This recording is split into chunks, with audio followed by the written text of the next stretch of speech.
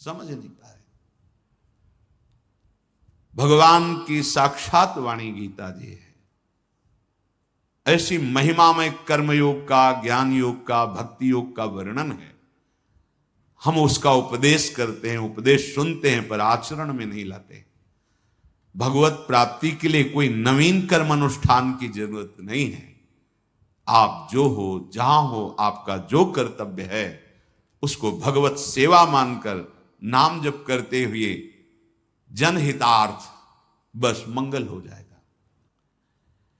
भगवान तुम्हारा हर समय मंगल विधान रचे हुए हैं।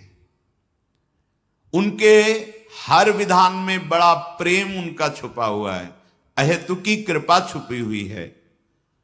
उनकी दया सब पर है, सब पर मोरी बराबर दाया, भगवान कहते। तो अनुभव में क्यों नहीं आती? तो दया का उल्टा करो, याद। तुम अभी संसार के भोगों की याद में हो, प्रभु से विमुख हो, और वो कृपालु तुम पर कृपा कर रहा है, तुम्हें अनुभव में नहीं आ रहा। अब तुम स्मृति में आओ, भगवान की याद करो, उनके नाम की, उनकी रूप की, उनकी लीला की, उनकी धाम की स्मृति जागृत करो। तुम्हें दिखाई देगा कि भगवान की प्रतिपग हमारे ऊपर एक एक कदम पे कितनी संभाल, कितनी दया, कितना दुलार है। वो सर्वशक्तिमान, वह सर्वज्ञ, वो नित्य निर्भ्रांत है। उनको कोई संशय थोड़ी है कि अरे बड़ी भूल हो गई, हमको ये करना चाहिए था आपके लिए, पर भूल से हमने ये विधान कर दिया। वो निर्भ्रांत हैं। उनका जो कुछ भी विधान तुम्हारे लिए है बड़ी मंगलमयी, भगवान की रचना से आया है विधान तुम्हारा मंगल करने। तुम्हारी इच्छा के विपरीत हो सकता है, क्योंकि तुम ना तो सर्वज्ञ हो और ना दूर दृष्टि वाले हो। तुम माया दृष्टि से, शरीर भाव से ऐसी इच्छा करते हो कि ये हो जाए तो हमारा मंगल हो जाएगा, पर भगवान सर्वज्ञ हैं, दूर दृष्टि, परिणाम दृष्टि को जानते हैं। आप भगवान को अपना माना है और आप उनसे मांग की है, वो देख रहे हैं कि ये मांग इसको हमसे विमुख कर देगी, वो नहीं देंगे, वो विपरीत परिस्थिति पैदा कर देंगे। जब आपका कपड़ा गंदा हो जाता है तो आप उसे साफ करते हैं ना। ऐसा तो नहीं कि पानी में डाला निकाल दिया हो गया, नहीं, उसको रगड़ते हैं जहां दाग लगता है, उसमें पदार्थ डालते हैं जिससे दाग छूटे। तो अंतःकरण जब ताप से युक्त होता है तो पाप नष्ट होते हैं। जब आप भजन करोगे गंदे आचरणों को छोड़ के, तो पहले ताप प्रकट होगा जो अंदर के पापों को अनर्थ निवृत्ति करता है। उस समय सत्संग की आवश्यकता है। धैर्यवान रहो और नाम जब बढ़ाते रहो, बिल्कुल दुख सुख की परवाह ना करो, जीत जाओगे। पर वो अज्ञानी जीव समझता है कि 4 दिन हम ऐसा कर ले तो सब, वैसे वो 4 दिन भी व्यर्थ नहीं जाएंगे, तुम्हारे जीवन का बहुत बड़ा मंगल विधान करेंगे, पर वर्तमान में तुम्हें अनुभव में नहीं आएगा। जैसे बहुत दिनों का भूखा 4 कवल खवाकर छोड़ दो, यद्यपि उसके प्राण पोषण का काम करेंगे, पर उसकी भूख नहीं मिटेगी। कल्याण के स्वरूप भगवान जानते हैं कि तुम्हारे लिए विधान क्या है, सच्ची मानिए। वो जो भी कर रहे हैं बहुत कृपा करके, कम हमारे जो दंड मिलना चाहिए बहुत कम करके भुगता के हमें निर्मल कर रहे हैं।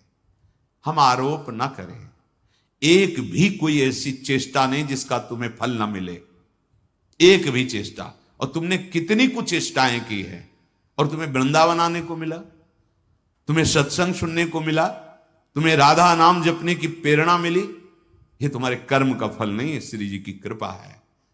श्री राधिका कृपा बिनु सबके मनन अगम्य, ये सत्य है। एक बार तुमने राधा सुना, बोला भी नहीं, ये सुनना ही तुम्हारे लिए महामंगल की नींव पड़ गई। जब परिणाम आएगा तब देख लेना। अभी आप वर्तमान में आनंदित हो जाएं, इसके लिए निरंतर राधा राधा राधा, और पूर्व जो रच चुका है हमारे लिए शरीर के साथ सुख दुख विधान, उसको सह जाओ। बहुत कम में आएगा और सहने की सामर्थ्य भी मिलेगी और आगे परमानंद है। अभी आप पापाचरण कर रहे हैं, बड़ा सुख अनुकूलता चल रही, भूलो मत भूलो मत, तुम्हारे पुण्य नष्ट किए जा रहे हैं तुम्हें महान दुख प्रदान करने के लिए। पाप कर्म करते हुए सुखी और फूल रहे हो, वो पुण्य नष्ट हो रहे हैं। पाप नया तैयार हो रहा है, पुराना तो स्टॉक है ही। जब दोनों का संयोग होगा तब तुम्हें पता चलेगा।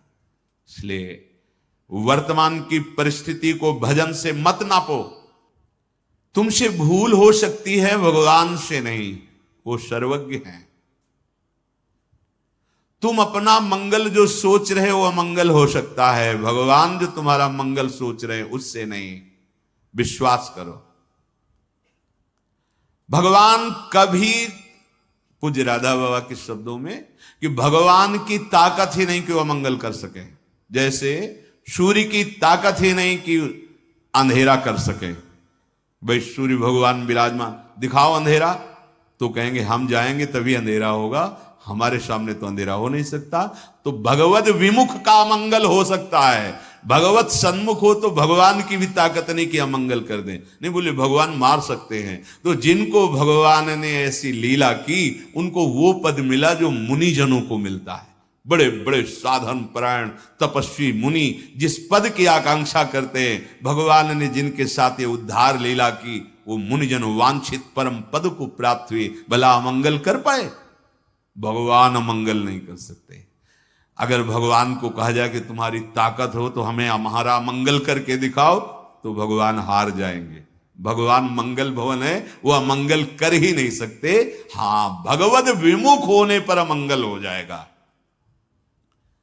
तो तुम उपासक हो, भगवान की असीम शक्ति है, उस असीम शक्ति में सब कुछ सहज में करने की सामर्थ्य है, पर वो तुम्हारी इच्छा के अनुसार नहीं कर रहे। इसका मतलब भगवान की मंगलमयी इच्छा हमारे ऊपर लागू हो गई। अब हमें भगवत प्राप्ति में कोई संशय नहीं।